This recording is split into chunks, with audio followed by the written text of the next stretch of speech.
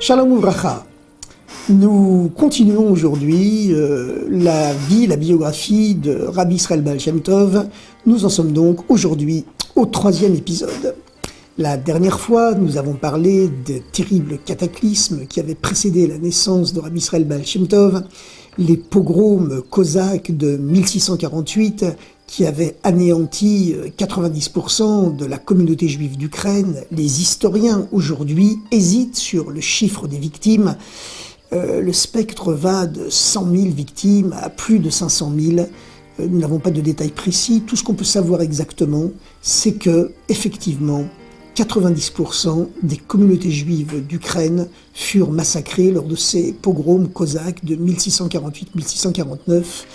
Et 18 ans plus tard, en 1666, survint une autre catastrophe davantage spirituelle. Celle-là, ce fut le fameux épisode du faux messianisme, le faux messie Shabtai Tzvi, qui avait été déclaré messie par sa propre communauté sur les rives asiatiques de l'Empire turc, dans la ville d'Izmir, dans une ville où vivaient de nombreuses communautés juives, une communauté juive importante, et après ces terribles pogroms de 1648 et toutes les souffrances du peuple juif, eh bien l'attente d'une libération, l'attente d'un signe céleste était telle que beaucoup de juifs dans l'ensemble du monde crurent que Shabtai Tzvi avait été le Messie avant que celui-ci, finalement emprisonné par le sultan, accepta de se convertir à l'islam pour sauver sa vie. Et à la suite de ce phénomène du faux messie Shabtai Tzvi, eh bien, la misère spirituelle et matérielle du peuple juif s'amplifia encore. Il y a eu un phénomène de scission dans toutes les communautés d'Europe centrale et d'Europe de l'Est. À l'époque, les communautés juives d'Europe de l'Est recelaient 80% de la population juive mondiale. Les élites, les rabbins, les maîtres n'éduquaient plus le peuple.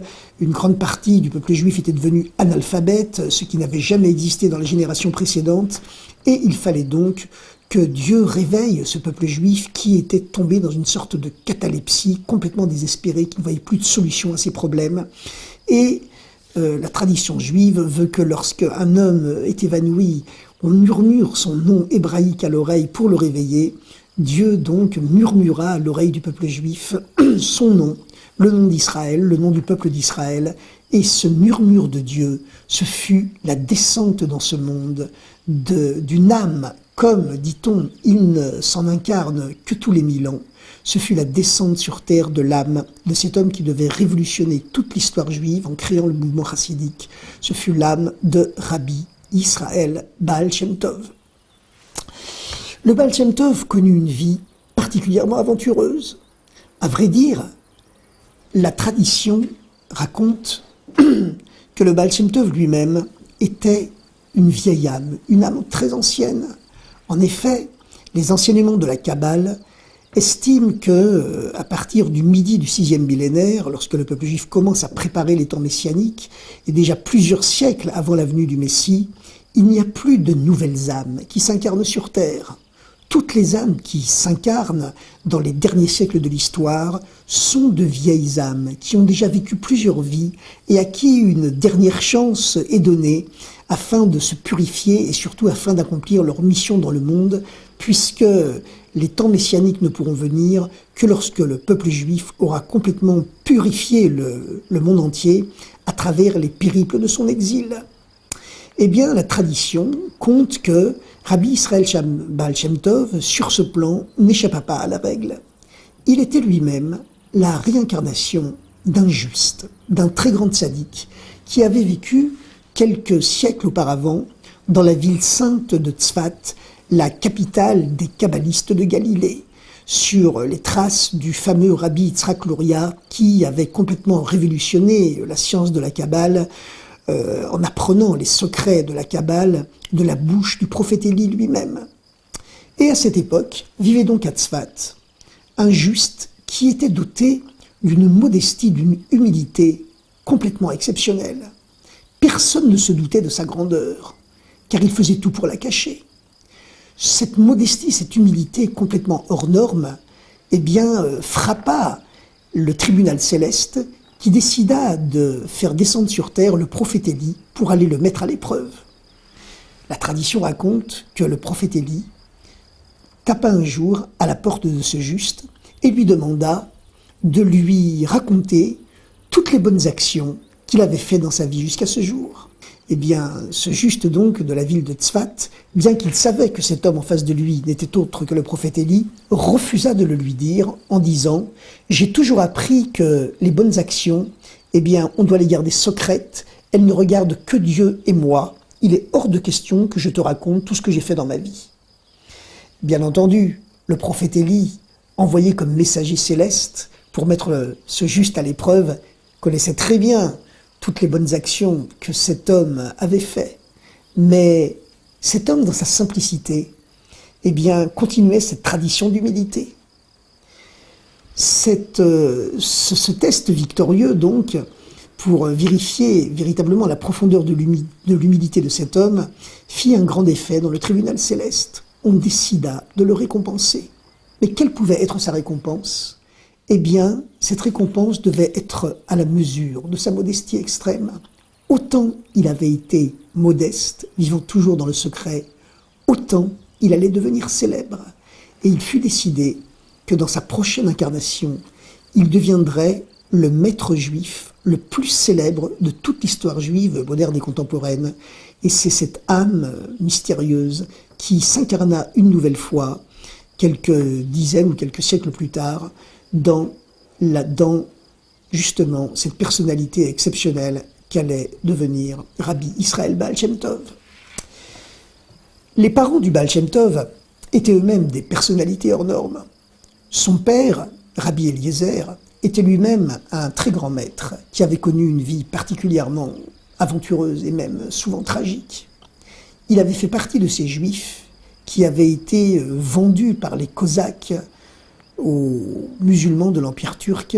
Il avait échoué à Constantinople, rapporte une certaine tradition. Il était devenu même le majordome du sultan, qui avait été frappé par son intelligence. Et après de nombreuses péripéties, le père du Baal Shem Tov avait réussi à s'évader du palais du sultan pour revenir en Pologne, où il épousa la rabbinite Sarah. Le couple fut heureux, mais vieillit sans enfant.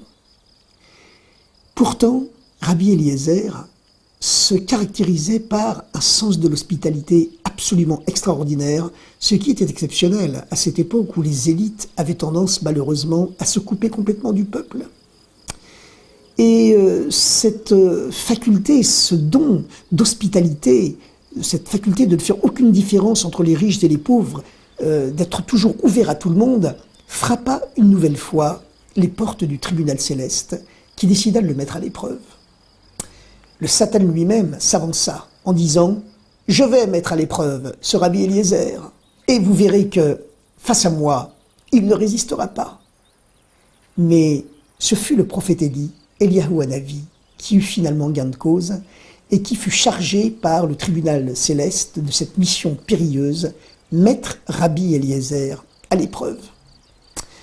C'était un soir que l'épreuve survint. Un vendredi soir, à la table de Shabbat. Rabbi Eliezer et son épouse, la rabbinite Sarah, étaient en train de prendre le repas de Shabbat quand brusquement, la porte s'ouvrit comme propulsé d'un violent coup de pied. Un homme entra, sale, couvert de boue, un vagabond, porteur d'un gros sac, profanant ouvertement l'interdiction du Shabbat de transporter des objets en dehors du domaine privé. Sans se gêner, après avoir ouvert la porte, sans y avoir été le moins du monde invité, eh bien, cet homme, chargé de toute la boue et toute la poussière de la route, jeta son sac sur le parquet avec forces éclaboussures et d'un air narquois s'adressa au tzaddik qui était devant lui en lui criant « Bon Shabbat !» Tout autre que Rabbi Eliezer aurait pu s'énerver, se mettre en colère devant ce manque de respect, cette profanation agressive et narquoise de la sainteté du Shabbat. Mais c'était mal connaître Rabbi Eliezer. Il se contint parfaitement. Au contraire, il répondit courtoisement, céda immédiatement sa place à l'invité, l'invita à célébrer le kiddush sur une belle coupe de vin, s'empressa ensuite de lui servir les plus belles chalotes de pain tressé qu'il avait, lui servit le meilleur de ses plats, le meilleur de ses mets, et puis le lendemain continua de le combler de cadeaux, insista pour qu'il passe chez lui la nuit du samedi à dimanche, et finalement, quand le prophète Élie tint absolument à partir, eh bien, sans savoir, bien entendu, qu'il avait affaire au prophète Élie, il le raccompagna jusqu'à la sortie de la ville en le couvrant de présents et en le suppliant de revenir le voir à la première occasion. C'est alors que Eliyahu Hanavi, le prophète Élie, se dévoila à lui. Le SDF, le vagabond, chargé de boue et de mauvaises manières, s'adressa à Rabbi Eliezer et lui dit « Puisque tu as été capable d'une telle hospitalité, tu as été capable de ne pas humilier le pauvre vagabond qui se présentait devant toi, eh bien tu auras une récompense. Ta récompense sera que, sur tes vieux jours, tu auras un enfant qui illuminera les yeux, le regard de tout le peuple d'Israël, jusqu'à la venue du libérateur, jusqu'à la venue des temps messianiques. » Le vagabond, le SDF, disparut, et Rabbi Eliezer restait perplexe. Mais un an plus tard exactement, le 18e jour du mois d'Elul, de l'an 5498 du calendrier juif, eh bien, de l'an 5458, du calendrier juif, restons précis, 1698 du calendrier laïque, eh bien, la femme de Rabbi Eliezer, qui était pourtant particulièrement âgée, enfanta un fils, et en mémoire de la promesse, la prophétie du vagabond, ses parents lui donnèrent le nom d'Israël.